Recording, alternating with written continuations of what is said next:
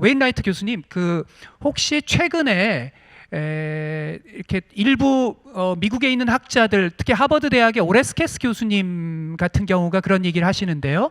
앞으로 기후 파국이 더 악화된다면, 특히 2040년경 조금 더 국가 권력이 강해지는 빅브라더적인, 교수님이 말씀하신 책에서 보는 기후 마오 체제가 더 지배적으로 되지 않을까라는 생각을 가진 사람이 조금씩 늘어나는 것 같습니다.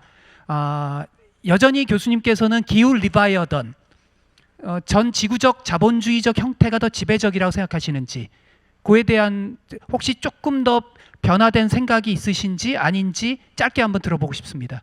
Excellent question. And the short answer is a great deal depends on the geopolitical struggle between the US and China, which is, as you know, becoming quite severe. So if I could take a short step back, let me try to make a few general statements about how we interpret that conflict in light of climate change. As we all know, since the emergence of capitalist nation states, there has been a complex competition between different states to try to gain advantages over each other and to extend their territory and to enrich themselves.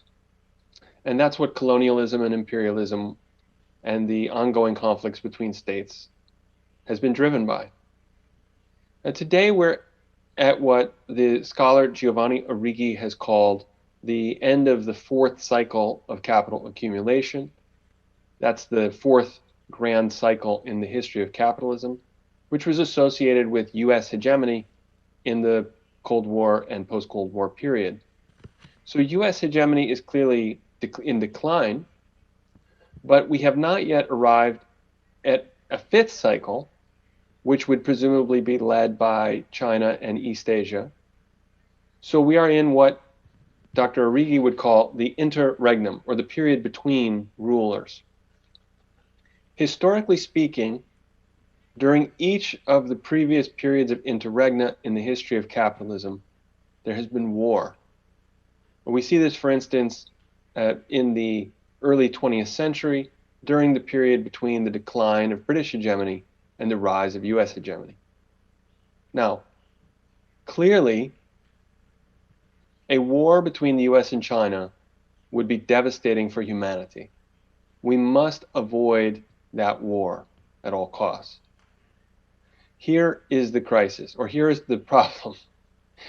We are having to confront the planetary ecological crisis during an interregna between these two geopolitical powers.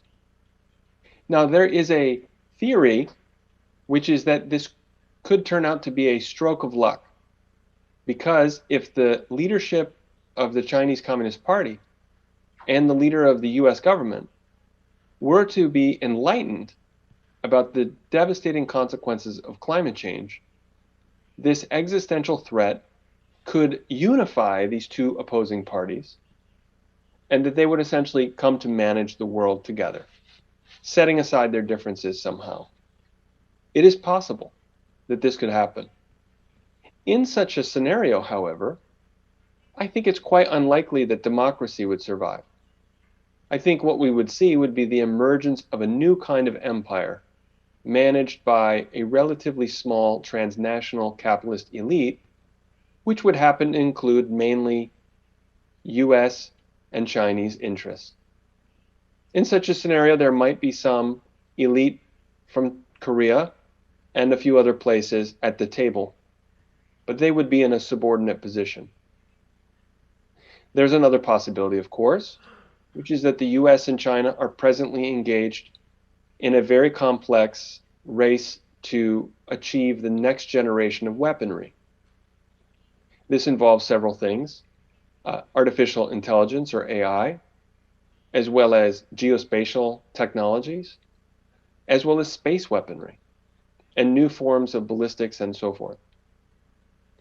These things are not really fun to think about, but if we confront the fact of the competition, of the capacity to use force in history, it is undeniably a factor. Just like, for instance, the achievement of the British Navy was fundamental to the construction of British hegemony in the 19th century, and the domination of airspace by the US Air Force and nuclear weapons were fundamental to the construction of US hegemony worldwide, and especially, I think, in East Asia. What, in short, does this mean? It means that today, the attempt to construct a different world system encompasses everything from the conflict between the US and China, the ecological question, the organization of capitalism, and the new political crisis of liberalism. Altogether, I think this is the most severe crisis that has existed since the birth of what we usually call modernity. But all is not lost. We are still here having this conversation. We're still in existence, and we are able to see what is happening. The challenge, of course, is constructing a counterpower. And this will require, I'm convinced, a new basis for organizing human life. I don't think we're going to be able to win this struggle, that is to say, to save civilization on a democratic and ecological basis, simply by doing the old-fashioned kind of civil society-based organization. We will have to, for instance, found some new way of organizing economic and social life. And this raises this concept of climate X, which Dr. Ahn correctly noted remains too vague in the book. His criticism is entirely correct. But let me try and give you a very brief sense of what we mean in the abstract sense. Climate X would constitute a future scenario in which humanity had simultaneously overcome two great challenges. On one hand, we would have transcended the capitalist drive for expanded accumulation, which is to say, we would no longer have a global economy defined fundamentally by growth for the accumulation of wealth, but rather one that was oriented towards the meeting of everyone's needs. In the second place, we would have also transformed the character of sovereignty so that we neither arrived at some kind of totalitarian form of planetary sovereignty, but also could transcend the current form of Westphalian nation states, which have plenty of their problems of their own. In sum, we would have reorganized political and economic life all at once. This is a terribly tall order. And it's also, if we're honest, very unlikely. But there's a way in which I take comfort from the fact that it must happen.